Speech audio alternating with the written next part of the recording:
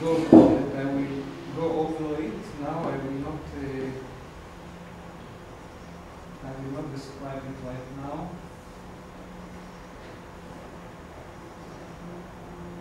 So this is a simple computation of how all this is going on. And here is the environment that includes all the agents together. And the environment's dynamic model is a marketplace where agents trade in reactants. Prices are adjusted each time step according to demand and supply and other external parameters. And the environment's trading mechanism creates a dynamic selective pressures on the population of agents. Via trading, agents with various cognitive capacities compete. They gain or lose fitness, and the ones with sufficient cognitive skills get to replicate. And this I do not mention.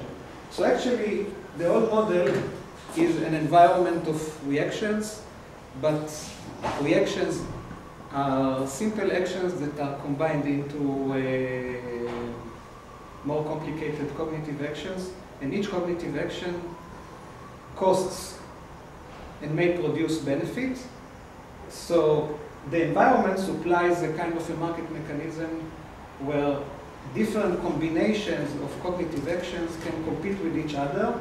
And there are two processes here. One is a microprocess that an agent can read or cognize the situation of the overall environment, and by that act in order to increase its fitness.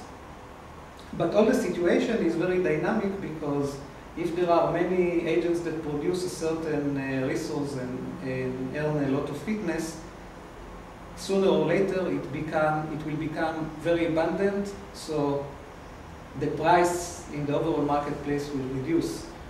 So everything is both dynamic and tends to a certain equilibrium. But this equilibrium is not a simple economical equilibrium, because the overall market mechanism tends to direct the agents to organize in some cooperative manner, because when they cooperate, they produce a market which is more stable.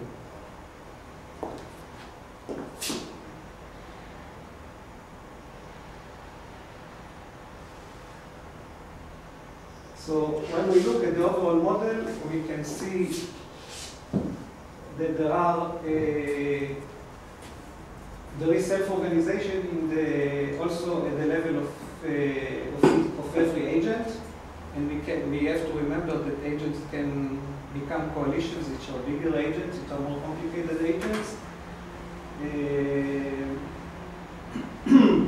So every agent adjusts its internal organization relative to the situation in the environment.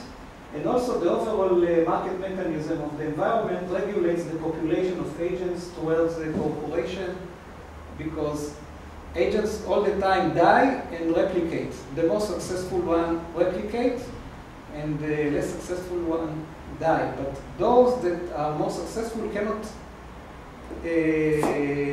replicate endlessly, because sooner or later, if they replicate too much, what they produce will become too abundant, and the market mechanism will down-regulate this tendency. And also, agents self-organize into coalitions in order to increase their cooperative fitness. Can you have the coalition that grows endlessly? In principle, yes. I did not think about then it. You sort of, agents can walk around this constraint in the model. In principle, yes. In principle, yes. I was thinking about maybe to limit this possibility by increasing the fitness costs in proportion to the number of reactions that every agent can operate. Because a coalition is actually a larger set of reactions. So the fitness needs somehow to be proportional to the number of actions that I can perform. Because an amoeba and a human do not have the same kind of metabolism. So the fitness of an amoeba is a different number from the fitness of a multicellular organism, but it needs to be proportional to the complexity or the number of reactions that it can do. In this model, we can also see a kind of evolution because the market mechanism of the environment selects agents that achieve higher fitness and stable cooperation. And also, if a replication of agents can be with a variation, it's also a source of innovation.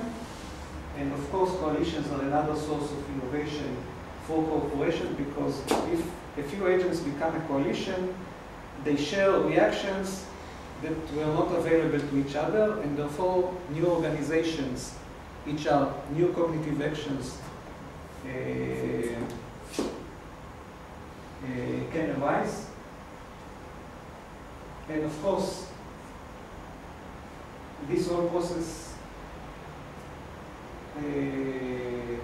is scalable by the mere fact of creating the coalitions. And also, there is a potential for meta-system transitions. First, when most agents become super agents, it's not anymore the same environment because it operates and reacts to the environment differently, from a different level of control. And also, the whole environment that I have described can become a big agent. The big environment with all the population of agents and the market mechanism can become one agent that interacts with other environments. And this is another level of meta-systemization. So this is more or less what I wanted to say. I am sorry that I did not have enough time to be more detailed about the way that the various elements of chemical organizations are fitting into this model of scalable cognition. But that's it. It's very ambitious. It has lots of interesting elements that you make some big jumps. I don't know whether the jumps are there because you haven't worked it out yet or because you didn't have the time to explain it. Some of them because they are not worked out, and I think at the conceptual levels I worked out most of the details, but I didn't have time to speak about them. I have much more materials. Maybe we should wait for the paper. Yes, I'm intending to write a paper. I have already the conceptual algorithms of the various components, but problems like you mentioned about how different organizations can work distinctively, or they create always one organization. These things are subtleties that I didn't work out. If you work with membranes, you can avoid the problem, of course. If you work with membranes, then you can say that what happens in one membrane anyway doesn't interfere with what happens in the membrane here, the idea of the membranes here is actually very simple. It is made for one purpose, is to allow an isolated environment for chemical organizations to arise and to create a marketplace where different agents, various agents are interacting not because they are connected to each other, but just because they produce certain certain molecular species and they consume certain molecular species. So they share a market environment, and therefore they interact implicitly with each other. So this is a kind of an ecology that allows certain species to evolve or to grow, and other species just to be selected out. And I think this combination of chemical organization and the market mechanism is pretty powerful in order to, and it's not very complicated as far as I see. I didn't understand how species form a coalition. I have to go outside. Coalition. I don't understand. Basically, if they share the same membrane, is it a yes, coalition? it's like if you want to imagine it, it's like if two agents, it's like an amoeba that have a semi-permeable membrane. When they become a coalition, they just merge and become one. So all the reactions that are available to one are available to the other. They perform one space of reactions. But for a certain period of time, they still can keep, each of them can keep an account of its own fitness to see if this coalition is really profitable. And if it's not profitable, for maybe after 100 time intervals, they merge finally and they do not disintegrate anymore. But before that, if the fitness of one of them is less than, if the fitness of the coalition is less than the fitness of that one of them could achieve, yes, they can so separate. immediately I can understand that for molecules. Molecules are just very low-level metaphors to the dynamic variables of the environment. So it's not at this level that it works. When I speak of cognition here, it's from the level of organizations and above. Below organizations, there are actions, and actions are following Francis' idea of action ontology, which I try to follow here. So we have very primitive actions. Sets of such actions can be combined into persistent patterns, which are cognitive actions, and such cognitive actions always select something from the environment which is relevant to them, because they want in parentheses to create this stability. So they consume something from the environment and produce something, and they create a kind of a dissipative structure that works for a while. And it works as long as the environment allows it. If the environment changes, also it changes. So it is really plausible to describe a cognitive action as a kind of an organization that settles after a certain time. Like neurons are working, they stabilize into a certain pattern, and this pattern allows some interactions with the environment. After a while, if the environment has changed because of the operation of all the ecology of agents, this cognitive action just dissipates and another cognitive action may appear, or the agent itself may fail to be fit enough and it dies, or if it has fitness above a certain threshold, it can replicate with or without variation. So this is already... So the organization is not really stable. If the environment changes, the organization changes. Because then you lose a little bit the idea of the agent being invariant. The actions change, but the agent itself... My assumption is that basically the organizations are stable for one time interval. I have created, So this is it something... gets the whole idea of the fixed point as the outcome of a long process. No, the fixed point is fixed point per this time interval. This is what is important. I assume that from one time interval to another, some qualitative change, a qualitative, not quantitative, qualitative change in the environment can happen from one time interval to another.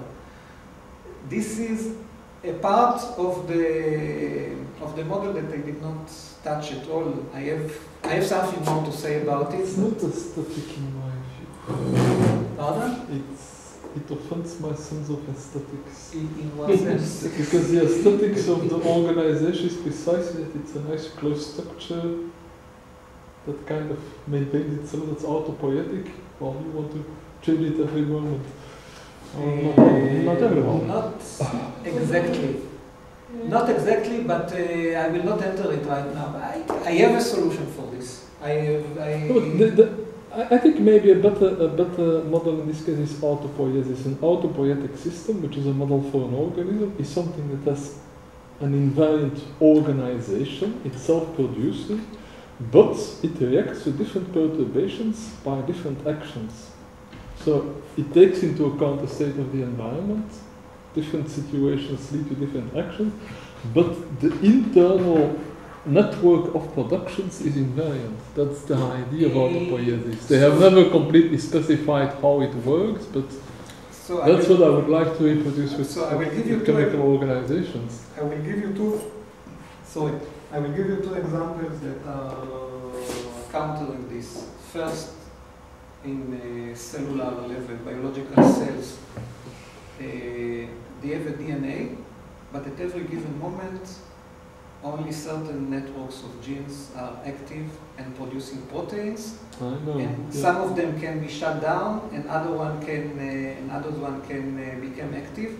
Sometimes such regulating networks persist for days, and sometimes they come and disappear after a few minutes. And sometimes they are never activated in the lifetime of a cell. I think you need some kind of a meta-level insight for agents. You need to have maybe different organizations between which it can switch, but some kind of a meta-organization that remains invariant. So actually I have something like this, but I did not include it here because if I had all the talk only for this, I may have mentioned it, but I'm relating to it. I have some idea how to create a continuity of persistence of an agent, of course. And I mentioned it even a few months ago. I mentioned it in some email exchange that we had, but I have chosen not to further complicate it and introduce it here. So, of course, it is a problem that needs to be addressed. But I think it can be addressed. How many? You said that the agents will be generated sort of from all the possible reactions. So you put certain reactions. You will put certain reactions into some sort of agents. How many reactions are you putting into the primitive agent in the model? Do you put? It's suppose we have 100,000 reactions in a set of 100,000 reactions, maybe 100 per agent. So my question is, why don't you start from the one reaction and one agent? Because then you sort of build a model for scaling up, which means scaling to more reactions and sort of meta agents. So why don't you start with primitive agents with one reaction and build up these meta levels with more agents? The reason is that in this model, what I'm interested in is cognition, modeling cognition and modeling scalable cognition. And from the standpoint of cognition, the most primitive element is an organization. In order to create an organization, you need a few reactions. You have organizations that are based only on a single reaction, but these are trivials and I do not relate to them. I mean, try to say that you should start on the level of reactions. From? It's like the level of reactions itself, it's like the model of the society of mind your mind is consisting of extremely simple agent, and the very simplest agent is just one reaction. Yes, it can be done, but it's in the way that I understand it. I mean, as I said, the simplest model of an agent is a catalyst. A catalyst is something that enables one or a few reactions. So it takes a certain input, transforms it into a certain output, and does that in a reliable, stable way, because it is not itself affected by what it does. The reason that I did not choose this option is basically philosophical. And why is that? Is I want to show that the most basic element of this model is not something which is invariant.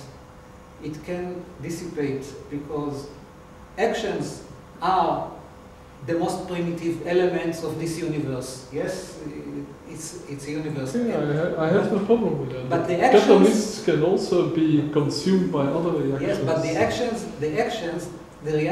actions, meaning the chemical reactions that are possible, are invariant.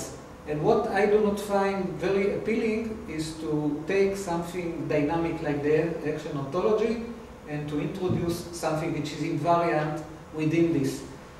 The way that I describe invariant it is always relative. I mean, the problem is always it's the old philosophical problem of being and becoming. Yes. What we have learned from philosophy is that you cannot derive becoming from being.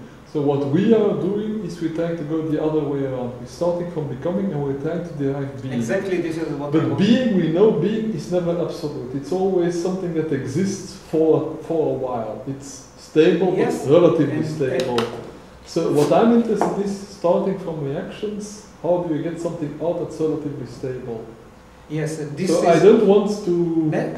Naturally, the way I think about it is naturally organizations with the little modification that I have introduced are dissipative structures. Below them, there are only actions. Below the level of organization, there is only dynamism. So when I look at it, I see something which is persistent, and it can be a basis to building a whole universe of actions, activities, objects, etc. But just below, it is dynamism. There is nothing there, just actions. And this is what I find very appealing.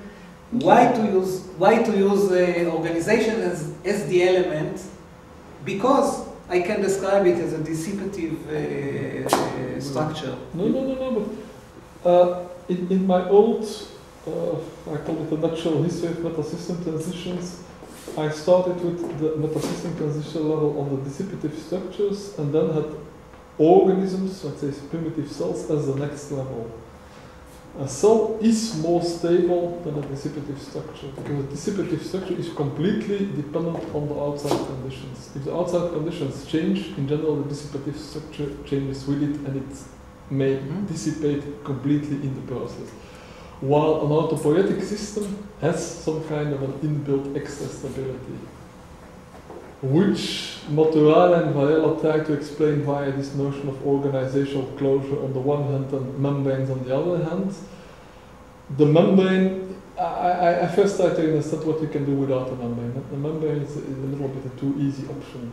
And the chemical organization is exactly a kind of a form to create some dissipative structure that has more stability than just a banal convection cell. The membrane actually is a kind of, it's not a real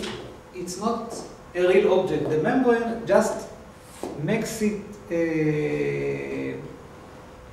explicit that if there I are need separations between yes, the that if I introduce, that's the problem you need to solve. That's not the problem you need to assume. I did not try to solve this as yet, but the membrane allows you to say that every change that you really introduce into the environment, into the state vector that describes the environment, it costs. It costs. Either you pay or you gain, but every change costs. This is I'm not yet sure whether you really need this kind of market mechanism at that level, because it's kind of inbuilt in the whole idea of reactions. You consume and you produce, and in order to survive, you need resources to consume. yes, but you need And to, the things you produce can possibly be used by others, which in return give you something you can consume. So yeah, it's but kind you of need there already in the whole chemistry. You But- don't but need you- a market mechanism additionally. the market mechanism. The market mechanism, I think, is necessary because otherwise, how you can commensurate the different effects of the interactions on fitness. So, Well, you can measure fitness by this growth factor. As I said, the definition by of what? By- the growth, the definition of a chemical organization, the original definition says that the number of molecules in your set should not diminish. The types of molecules should not increase, but the concentrations of the molecules can increase. So, generally speaking, a chemical organization will have an increasing number of individual molecules, even though the species of molecules remain the same. So, the species of molecules are invariant by definition, yes, but the concentrations can increase. yes, They cannot decrease, because if you continue to decrease at a certain moment, you get to zero, and then you're not an organization. So that is for me a very nice model of a living organism. What is a living organism? It's a system that manages to maintain itself and to grow. Growth and maintenance are both aspects of fitness. So the more you manage to grow, the higher your fitness is. So you measure fitness by the amount of growth. I'm a little And the amount of growth will depend on the way you use the resources that are available. So there is already this whole market thing in there. I understand your point, and this is something which is, it's a different way to localize the market mechanism, what you suggest. I'm a little bit reluctant to connect fitness to growth, because That's then- what it means in biology. then it interferes. No, it interferes with the idea of coalitions, because when a coalition is being formed, by definition, It's beneficial for the members. That means It- that it- the it's- members together will grow faster than they would have yes, grown it's definitely, alone. but the thing is if I will use your suggestion, every coalition will, by definition, will be better than what the constituents can do individually. No. While I think it's not No. necessarily like this. If individual constituents grow faster being a member of a coalition than being alone, then they join the coalition. If not, Yes. they stay alone. Yes, but the There are disadvantages of being in a coalition, namely that the members of your coalition may consume resources that you want to keep but for how do I yourself. communicate what if suppose that a certain molecular species, I'm an agent, and because everything that I do, a certain molecular species becomes more and more and more.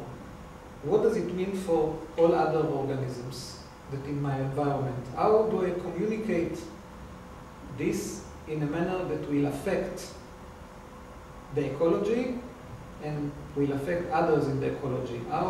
Well, a chemical organization, that's a thing that's not completely clear, but there is a certain input and there is a certain output. Yes.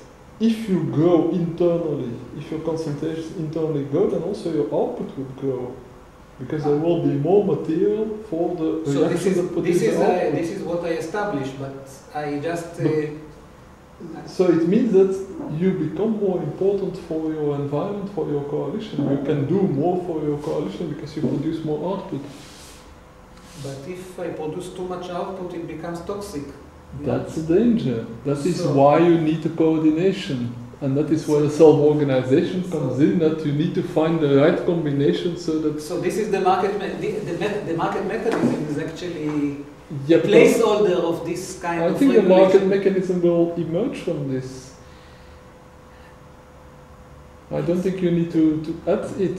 I think it's implicit in the whole I idea don't of know. consumption and production. I'm not sure that maybe we are speaking about the same thing. That when I speak about the market mechanism, it is just like a functional interface that helps the other agents to interact. It does not impose anything. It just helps to make the calculation. If I produce too much of a certain compound and it becomes toxic, the market mechanism is like I don't have an idea how it should be implemented. I have an idea that certain kinds of interactions, of influences, it's like a mediator. Actually, the market mechanism is the market mechanism is a mediator. In its normal form is a mediator, It's but a the mediator. market mechanism in our society goes via something that is money, that is the price. At this level, at the level of chemistry, there is no such thing as a price. The price is implicit in the abundance or scarcity of certain molecular species. I don't think you need to have this additional costs function.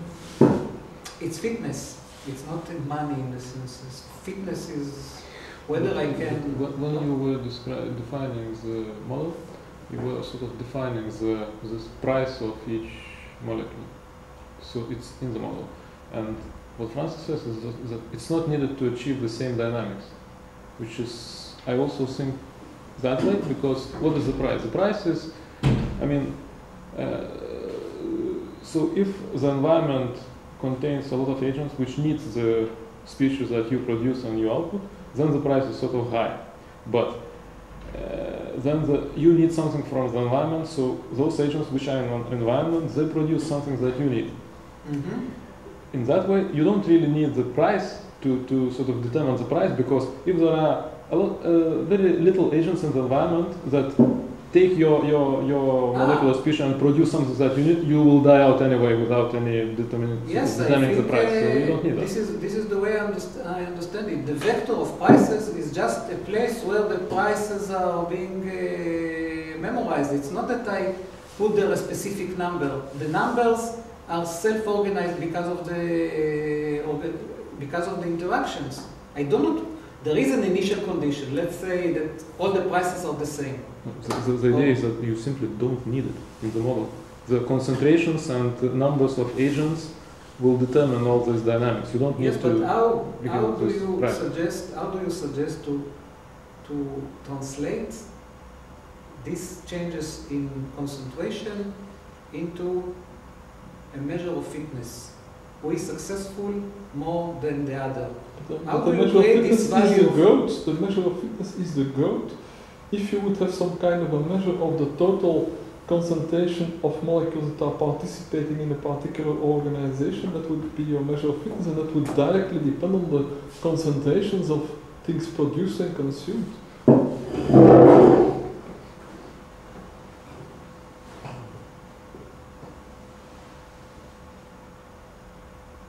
I'm not sure that I understand this. Well, I don't have all the elements of the models in my head yet either, but my whole intuition about chemical organization is just that you can do all these things without adding anything extraneous like a price or a cost or a fitness function. It's all in there if you define it well.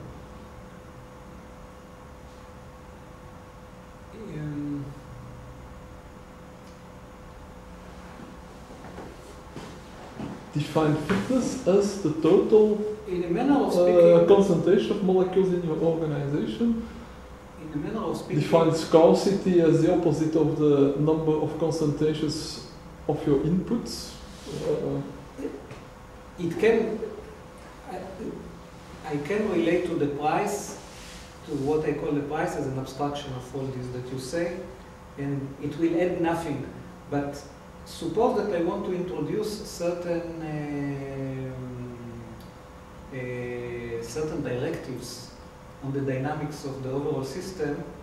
I can use the price vector as an instrument of directing the evolution of the. Yeah, but we don't want it to direct. We want to show how things are not self-organized, but yes, really self-organized, not self-organized under our direction. Yes, but But self-organization, of course, but the fact that it's there does not prevent it from self-organizing without any directive.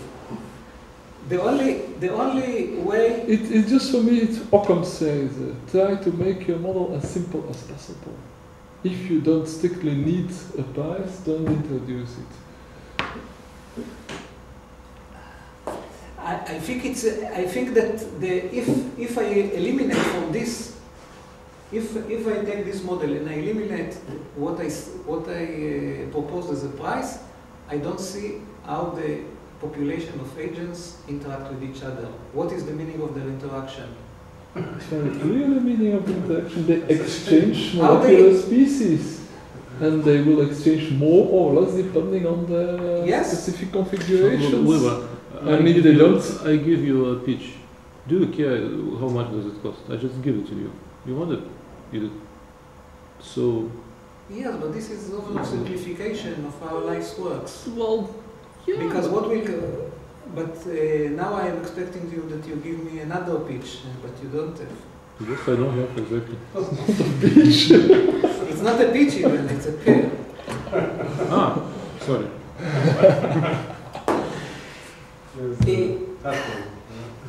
I think that we have to a little bit further discuss it and become more specific. Maybe there is no need to have an extra measure of fitness besides the growth of the concentration. I think that the fitness is not necessarily proportional to the growth of the concentration, because the other component of fitness in biology is growth and survival. And survival you can translate as robustness, assuming that the concentrations in your environment undergo all kinds of fluctuations. Yes, how likely are you to die because of that? This was in one of the slides that I went through very fast. The fitness, if the fitness becomes zero, the agent disappears. If the fitness reaches a certain threshold, this agent can become two agents. In principle, this is a growth factor actually. If the fitness goes above a certain threshold, it replicates. It can replicate with or without a variation. That you can depend on the concentrations. If you say that the concentrations of the molecules become bigger than a certain amount, it splits into each with half of the concentrations. But then, how do you, if you define primitive agent with, let's say, a container of 100 reactions, when the primitive agent dies, how do you prevent it not splitting into two agents of 50 reactions each? Or 3 agents of 33 reactions each? You can. It is just an arbitrary decision. How you construct your model. That's why I don't understand. Why did you make this decision? It's kind of what? Artificial. Making this big agents from the beginning. Well, okay, I already asked this question. It's not big, it can be very small also. The number of reactions that you divide per agent can be 3 or 4 or 5 or 1,000. Or 1. But one cannot create an organization, so it's trivial. Why bother with trivialities? You want to model something, but because what you are doing scaling cognition, it scales up, but it doesn't scale down. But the mechanism is exactly the same. So scaling down to 1 reaction per agent.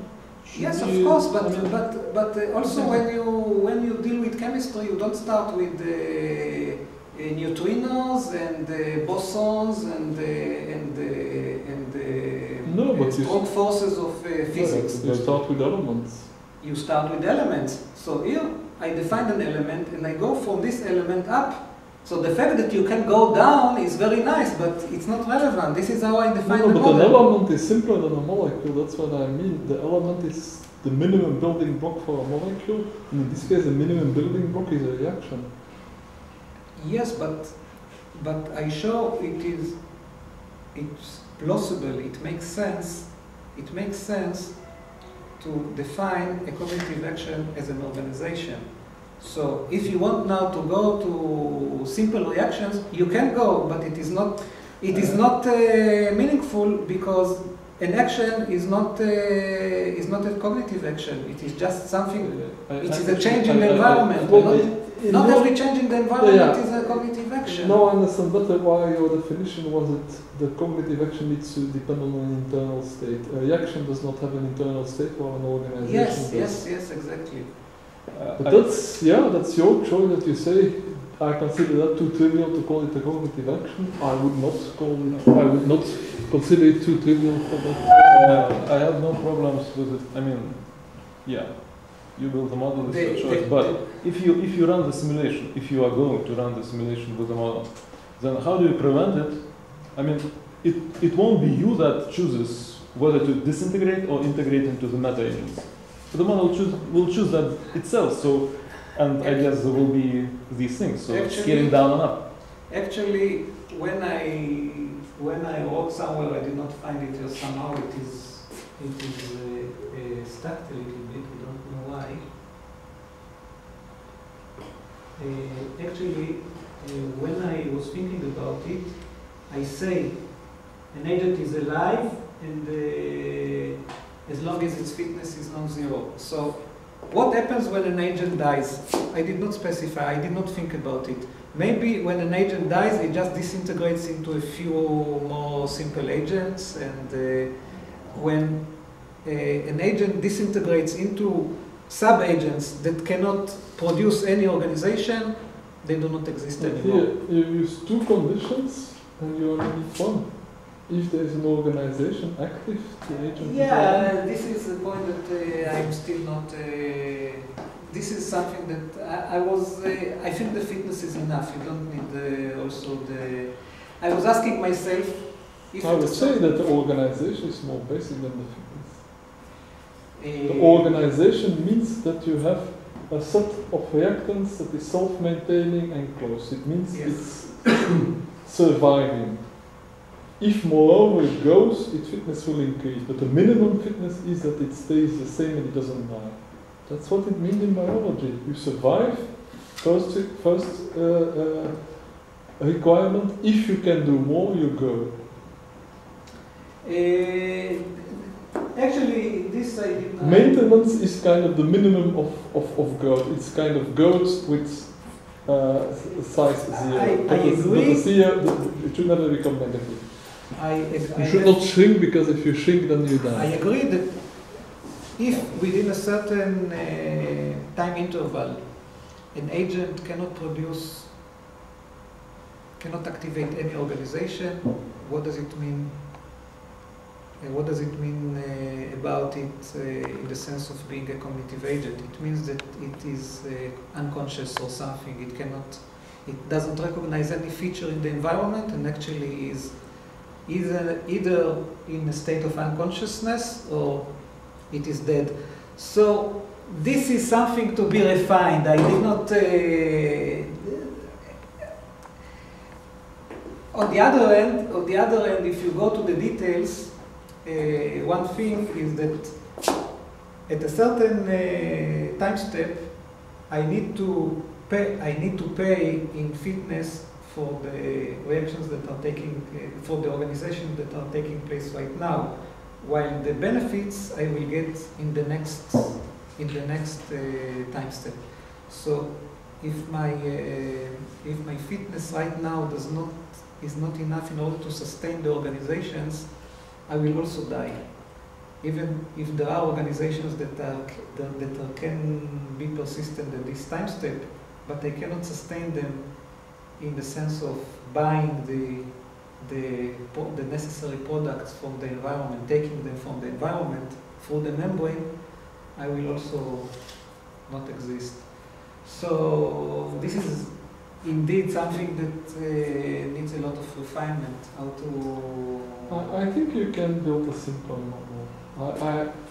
I can't tell you exactly how to do it, but I'm pretty sure you can. I will try to do it. I mean, I'm planning to think about this thing in the coming months, definitely.